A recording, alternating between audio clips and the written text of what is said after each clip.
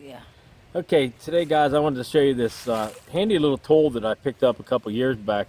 It's a firewood moisture meter, and it says right here on it, and this in here is made by A.W. Parkins Company. And then down here it actually tells you the best for your firewood. So it's between 15 and 20% is the best for your firewood to be. Below 15% be too dry, and then above 20% would be too wet. So it's not going to burn or burn too fast. It's got a whole button on it. Of course, your power button's here. Come back here, it runs off of a 9-volt battery. Pretty good to get into it. And then also you take a cap off.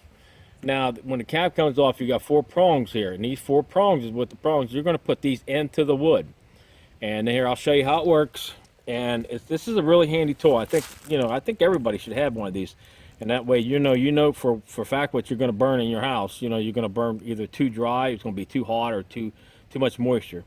Okay, so then you would take the prongs and push it into the end of your wood. Now, like I said, some people would take a small nail and drive a nail into these so they can actually take these prongs further back into that log to find out what the moisture is. Now, you can see right here, it's going up.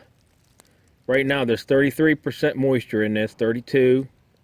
Okay, and then what I would do is come over here and click this once, and it should hold it. Now, pressing it like to hold it, so I know for a fact that this piece of wood's got 32.8% moisture in it.